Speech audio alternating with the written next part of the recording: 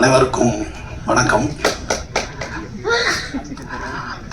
அண்ணன் சேரன் இந்த தமிழ் திரையுலகமே ஒரு பொற்காலம் போல ஆகணும், அதுக்காக தவம் இருந்து பேசின மாதிரி அருமையாக பேசினார். அண்ணே, நீங்கள் நினச்ச மாதிரி இது ஒரு பாண்டவர் பூமி ஆகுங்க. இந்த சினிமா மிகச்சிறந்த ஒரு நிலையை உங்கள் எண்ணம் போல் ஆகும், உங்கள் மனசு போல் ஆகும்ண்ணே. ஏன்னா ஒரு எல்லா விஷயமே ஒரு அடியிலேருந்து தான் ஸ்டார்ட் ஆகுது இல்லையா? ஒரு விதையிலேருந்து தான் அவ்வளோ பெரிய ஒரு மரம் உண்டாகுது. அதனால் நீங்கள் ஆரம்பித்த இந்த ஒரு சிறந்த இந்த ஆரம்பம் மிகப்பெரிய ஒரு நிலையை அடையும்னே, நிச்சயமாக அடையும். அண்ணன் ஐயா தனஞ்சயன் சார் இருக்காங்க. ஏன்னா பல மேடைகளில் ரொம்ப நியாயமாகவும் எல்லா சைடுலேயும் பேசுகிற ஒரு சிறந்தவராக இருக்கிறவர். அவர் பல இடங்களில் இதை நிச்சயமாக பதிவு பண்ணுவாங்க. அடுத்தது 4th ஃப்ளோர். இந்த ஒரு 4 ஃப்ரேம் தான் ஒரு சினிமான்றதில் அதுதான் அண்ணன் சேரன் சொல்லிகிட்டே இருந்தார். இந்த எல்லா கிராஃப்டும் நல்லா இருக்குன்ட்டு. ஏன்னா ஒரு ஃப்ரேமுன்றதே ஒரு 4 தானே. அந்த 4th ஃப்ளோர் டைட்டிலே அதுக்கு முன்னாடி அவங்க டைட்டில் தான் பண்ணாங்க. ஆனால் ஒரு நாள் ஆடி சொன்னாப்புல 4th ஃப்ளோர்னு டைட்டில் பிரமாதமாக இருந்தது. இந்த யூனிட்டில் இருக்க அத்தனை பேரும் நம்ம தயாரிப்பாளர் ராஜா கொண்டு அதை ரொம்ப பிரமாதமாக அதை வரவேற்றாங்க. அதற்கான ரிசல்ட்டு தான் பண்ண சேரன் சொன்னது. ஏன்னா அந்த டிசைனே அவ்வளோ ரொம்ப நல்லா இருக்குது அப்படின்றது. எப்போதுமே போஸ்டர்ஸும் ட்ரெய்லரும் ஒரு படத்துக்கு அதுதான் ஃபஸ்ட்டு டிக்கெட்டு. ஒரு மனிதன் உள்ள அந்த படத்தை பார்க்கலாமான்ற அந்த விளம்பரத்தை ஏற்படுத்தி தர்றது. அதாவது பெர்னாட் ஷா ஒரு தடவை, அதாவது அவர் தான் ஆஸ்காரும் வாங்கினவர், அவர் தான் நோபலும் வாங்கின ஒரு பெரிய ஆளுமை பெர்னாட் ஷா. பெர்னாட் ஷாவுக்கு அவருக்கு நோபல் தரும்போது அவர் வேணான்ட்டார். நோபல் பரிசு எனக்கு நான் வாங்கலை அப்படின்ட்டார். வாங்கலை ஒன்னொன்னே நோபல் கொடுக்குறவங்களே ஐயோ இது என்னங்க இது இவர் வாங்க மாட்டேன்றாரு அப்படின்னு ஒன்று அவர் சொன்ன காரணம், நான் இந்த வருஷம் எதுவுமே எழுதலையே, எதுக்காக எனக்கு நோபல் பரிசு தரீங்க? இலக்கியத்துக்கான நோபல் பரிசு இந்த வருஷம் நான் எதுவுமே எழுதலையா, எனக்கே ஏன் தரீங்கன்ட்டார். இந்த வருஷம் யாரோ நல்லா எழுதியிருக்கான், அவனுக்கு தானே கொடுக்கணும், எனக்கு ஏன் கொடுத்தீங்கன்ட்டார். இல்லைங்க நீங்கள் ஒரு 10 வருஷத்துக்கு முன்னாடி எழுதுறதுக்காக இதை கொடுக்குறோன்னொன்னே பெர்னாட் ஷா சொன்னார், டியோ ஒருத்தவன் கப்பலில் விழுந்து தத்தளித்துக்கிட்டு இருக்கும்போது அன்னைக்கு தான் நான் காப்பாற்றணும், 10 நாள் 10 வருஷம் கழிச்சுலாம் அவனை காப்பாற்றி எதுக்கே ஆக போகுது அப்படின்னாரு. இது தலைப்புச் செய்தியாது. நோபலை வாங்க மறுத்தார் பெர்னாட் ஷா. தலைப்புச் செய்தி பரபரப்பாக போகுது. இப்போ நோபல் இதுக்கு முன்னாடிலாம் வாங்கியிருப்பாங்கல்ல, அவங்கெல்லாம் பெர்னாட் ஷாவை காம்ப்ரமைஸ் பண்ணுறாங்க. சார் நீங்கள் எப்படியாவது வாங்கிக்க, இல்லைன்னா எங்களுக்கு ரொம்ப நெருக்கடியாக இருக்குது, நாங்கள்லாம் பல வருஷம் கழிச்சு இதை வாங்கியிருக்கோம் அப்படின்ட்டு. இது அடுத்த நாள் தலைப்புச் செய்தியாகும். பெர்னாட் ஷாவை நோபல் பரிசு வாங்கிய அத்தனை ஆளுமைகளும் போய் வற்புறுத்துறாங்க வாங்க சொல்லிட்டு. 2வது தலைப்புச் செய்தி. 3வது சரிப்பா நான் வாங்கிக்கிறேன்ப்பான்ட்டு 3வது தலைப்புச் செய்தி. அதுக்கு பிறகு அடுத்தது போய் வாங்குறாரு, அது 4வது தலைப்புச் செய்தி. இப்போ வாங்கிட்டார். இப்போ பெர்னாட் ஷாட்ட கேட்டாங்க, சார் இதை முன்னாடியே நீங்கள் வாங்கியிருக்க வேண்டியது தானே? அவர் சொன்னார், தம்பி ஒரே செய்தி தான் பெர்னாட் ஷா நோபல் வாங்கினார் என்பது, அதை எப்படி 4 தலைப்புச் செய்தியாக்கணும் பார்த்தியா அப்படின்னு. இதுதான் விளம்பரம்.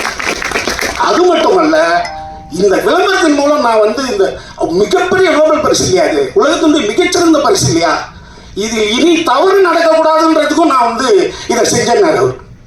ஸோ அப்படிதான் ஒரு சேரன் அண்ணன் இன்னைக்கு கொந்தளிப்பாக பேசுகிறாருன்றதுன்னா இது எங்கே நடக்குது, இது ஏன் மாற மாட்டுதுன்ற அந்த உணர்ச்சி வயமான பேச்சு தான் அது.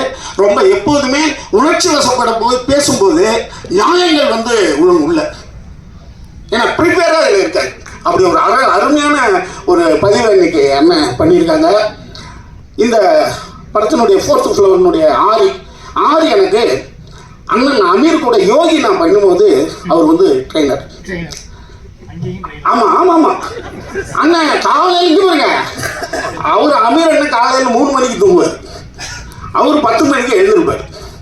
ஆனால் ஆரி 5 மணிக்கெல்லாம் வந்துடுவாங்க.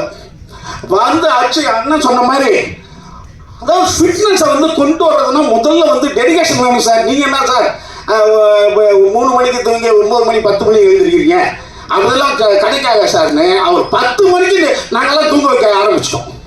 அதுக்கு பிறகுதான் அந்த படம் வந்து யோகியில் வந்து அண்ணா வந்து ஆட்டோகிராஃபுக்கு எப்படி ஒரு சிறந்த ஒரு ட்ரெயினராக இருந்தாரோ அதே போல் அண்ணனுக்கு அமீர் அண்ணனுக்கு மிகச்சிறந்த முறையில் ஒரு வடிவமைப்பாளராக இருந்தார். அந்த படத்தை இன்னும் நீங்கள் பாருங்கள். அண்ணன் நம்ம தேவராஜ் அண்ணனுக்குலாம் தெரியும், ஏன்னா ஃபிட்டாக இருப்பார். அதில் அந்த ஃபிட்டை இன்னைக்கு வரைக்கும் பிடிச்சிட்டு இருக்காரு அண்ணன் சேர மாதிரி. அப்படி ஒரு மனிதனை உருவாக்கக்கூடிய ஒரு பெரிய டெடிகேட்டர் வந்து நம்ம ஆரி. அது மட்டுமல்ல, பழனியில் நம்மளுக்கு ஏற்கனவே ஒரு ஹீரோ முருகன்னா அந்த இன்னொரு ஹீரோவாக ஆரி நமக்கு வராரு பழனியிலேருந்து. அது மட்டும் இல்லை, பழனியிலேருந்து ஆச்சரியமான ஒரு விஷயம், பழனியில் பிறந்தவர் சென்னையிலேருந்து லண்டன் பொண்ணை லவ் பண்ணி பாரிஸில் கல்யாணம் பண்ணி இன்னைக்கு சென்னையில் இருந்துட்டு இருக்காரு. இதுல ஆமாங்க, லண்டன் பொண்ணை கல்யாணம் பண்ணி பாரிஸ்ல வந்து மேரேஜ். அப்படி ஒரு உலகம் சுற்று வாழ்க்கை தான் நம்ம ஆரி. அது மட்டும் இல்ல, இன்னும் ஏதோ விட்டனா அதான் சொல்றேன், பாரிஸ் சொன்னா விட்டு போக வேண்டியதான். பாரிஸ் காரணம் காளிகாம்பாள் கோயில் தெரியாதா எனக்கு? என்ன ஆச்சுன்னா, இந்த ஆரி வந்துங்க எனக்கு பிடிச்சதனுடைய முக்கியமான ஒரு விஷயம், இவர் பிக் பாஸ்ல ஜெயிச்ச பிறகு மிகப்பெரிய ஒரு பிரபலம் ஆகும்போது அந்த பிரபலத்தை வைத்து இவர் செஞ்ச வேலை என்னன்னா, இயற்கை விவசாயத்துக்காக நிறைய முயற்சி பண்ணார். அதுக்கு டைட்டில் வந்து மாற்றுவோம் மாறுவோம் இல்லையா, அப்படி ஒரு அமைப்பை இது பண்ணாரு. பண்ணிட்டு அப்ப எல்லாம் கேட்கும் போது அவர் சொன்ன வார்த்தை வந்து, நான் வந்து பிரபலமாகிறேன், நான் பிரபலம் ஆகும்போது அந்த பிரபலத்தை நான் எதுக்கு பயன்படுத்தணும் அப்படின்னா, நான் வந்து இந்த இயற்கை விவசாயத்துக்கு பயன்படுத்தணும் அப்படின்னு சொன்னேன். ஏன்னா ஒருவனுக்கு புகழ் வருதுன்னா, புகழ் வேற விளம்பரம் வேற. புகழ் என்பது தானாக வருவது, விளம்பரம் என்பது என்னை விளம்பரப்படுத்துகிறது. அப்ப ஒரு விளம்பரம் ஆன ஒருவன் தான் புகழடைய விரும்புறதுக்கு இல்லையா, அது வந்து சூப்பரான மேட்டர். அந்த விளம்பரத்தை நல்லது பயன்படுத்துறது. ஏன்னா இப்ப ஒரு எழில்னு ஒன்று சொல்றோம்னு வச்சுங்களேன், எழில் என்பது இயற்கையாக அழகா இருப்பது பேரு அழகு. அது எழில். இயற்கையா ஒன்று அழகா இருந்ததுன்னா அதுக்கு பேர் எழில். செயற்கைத்தனமா ஒருத்தன் அழகு படுத்திக்கிறான் இல்லையா, எழில் படுத்திக்கிறதுக்கு பேர் அழகு. அப்ப ஒரு அழகானவன் சிறந்ததை செய்யும் போது அவன் எழில் உள்ளவனா மாறுறான். ஒரு உலக அழகிய ஐஸ்வர்யா இருக்காங்கன்னா அவங்க வந்து பொட்டும் பொருளும் ஐப்ரோலாம் வைக்கக்கூடாது. இந்த சமூகத்துக்கு நல்லது பண்ணிட்டான்னு வச்சுக்கலாம், அவன் உண்மையான அழகான இருக்கிறான். ஏன்னா அந்த வேலையை தான் செய்யணும். இப்ப அண்ணன் சேரன் செய்யறது அதுதான். ஒரு உயர்ந்த இடத்துல இருக்கும்போது சாமானிய மனிதர்களை பத்தி நம்ம பேசணும். அது வந்து ஒரு புகழடைந்தவனுக்கு மிகப்பெரிய ஒரு ஆசுவாசத்தை ஏற்படுத்தும், ஒரு நிம்மதியை ஏற்படுத்தும்.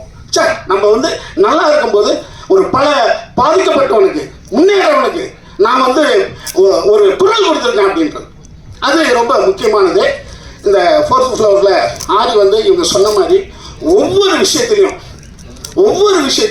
தான் நடிச்சோம் போய் உட்கார்ந்தோம் இல்லாமல் ஒவ்வொரு விஷயத்திலையும் எல்லாத்தையும் கூப்பிட்டு அரவணைச்சு இந்த படம் மிகச்சிறந்த படமா வர்றதுக்கு முழு ஒத்துழைப்பா இருந்ததுல ஆரி ரொம்ப முக்கியமானவர். இன்னும் சொல்ல போனா கொஞ்சம் பணம் செலவு பண்ணி, அது ரொம்ப முக்கியமானது.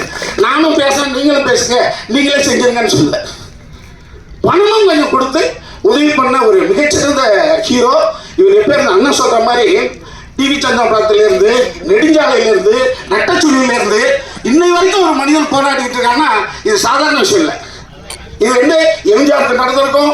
எம்ஜிஆர்லாம் வந்து 9 வருஷம் ஆளே காலம் மர்ம யோகி பிறகு அதுக்கு பிறகு அட்டி தூக்குறாங்க. அப்படி ஒரு மனிதன் எதை விரும்புகிறானோ அது அவர்கிட்ட வந்தே சேரும். அது நிச்சயமா ஆதிக்கம் இந்த படத்தின் 4th ஃப்ளோர் மூலமா நடக்கும். அடுத்தது இயக்குனர் வந்து நம்ம பாண்டி. நீங்களாம் சொன்னீங்க, ஒரு மனிதன் வந்து எல்லாத்தையும் முன்னிறுத்திட்டு யார் பின்னால இருக்கணும், அவன் தான் மிகச்சிறந்த தலைவன், அவன் தான் மிகச்சிறந்த இயக்குனராக இருக்க முடியும். அவர் முன்னாடி உட்கார்றதுக்கு காரணம் இவங்கெல்லாம் நல்லா தெரியட்டும்.